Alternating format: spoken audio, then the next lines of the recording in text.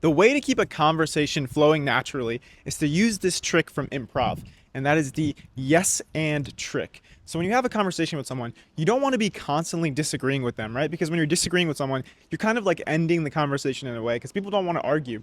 Like let's say you said your favorite movie was Spider-Man No Way Home. If I was just like, yeah, well, my favorite movie is The Dark Knight, then like obviously that would just end the conversation. But if I kind of like exaggerate what you're saying, then it keeps the conversation flowing a little bit more naturally. So if you said your favorite movie is Spider-Man No Way Home, then I could say like, "Oh, do you just watch it every single night?" And then you could keep it going and be like, "Oh, yeah, I do. I dress up as Spider-Man and I watch that movie every single night." Do you see how that could be like a natural conversation and be kind of funny? But a lot of people what they do is like they're too straightforward. They just answer the question directly and they don't really have fun with it. But the way to keep a conversation flowing naturally is to have fun with it. It's to exaggerate. It's to like joke around. It's to like not be so serious. Like so many people when they have a conversation, they're like so serious. I was just in London and people they are kind of like sarcastic there. But a lot of people are very serious in London and I was in Copenhagen too. People are really serious there. But it's like it's okay to like joke around, be sarcastic. And I'm sure like there are a lot of people that are like that in those countries as well. But just a lot some of the people I encountered that were like very serious, right?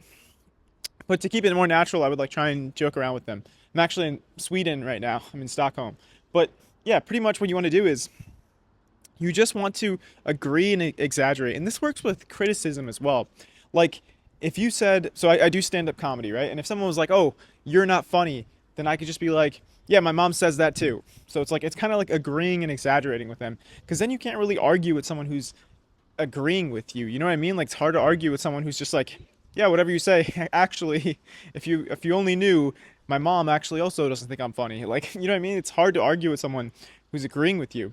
So like if you want to handle criticism, if you want to make conversations flow more naturally, then you don't get into arguments.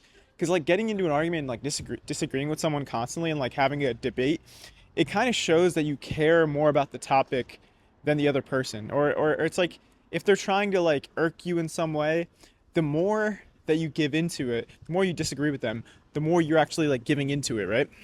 But if you're like just have a solid foundation and you like to have fun with things and you can like have funny conversations by just joking around and exaggerating things, then you'll be someone who's fun to talk to. And like I think that's a very important skill to have, especially in 2025 where like so many things are based on your relationships. Like I've just been talking to people in these countries that I've been visiting and I've learned so many things to do, like places to go, things to see.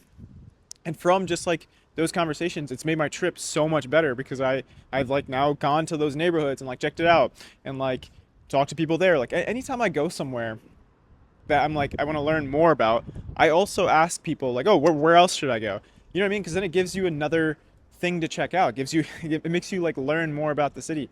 So it's like I know I'm getting off topic and like I'm not talking about like things flowing naturally, but it does help as well to just build on whatever it is that you're talking about. So like if you're at a coffee shop and then you're talking to someone next to you, you just be like, oh, what other cool coffee shops do you go to? So it's like stay relevant to like the situation you're in and just ask relevant questions, agree, exaggerate, joke around. It makes your conversations more interesting and it makes your life more fun, man. Like you don't want to have all these serious conversations all the time. Like, you know what I mean? You want to have some fun with your conversations. And one easy way to do that is to use this yes and trick. And I know it's used in improv, but like you could also use it in your day-to-day life. It's like it makes just things more fun. So it's like you might as well do it. You know what I mean? The reason people do improv is because they're having fun with it.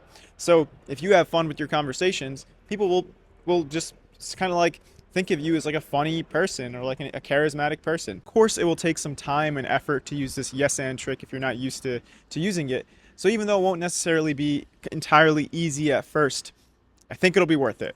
Life's not easy, but it's worth it. Take care.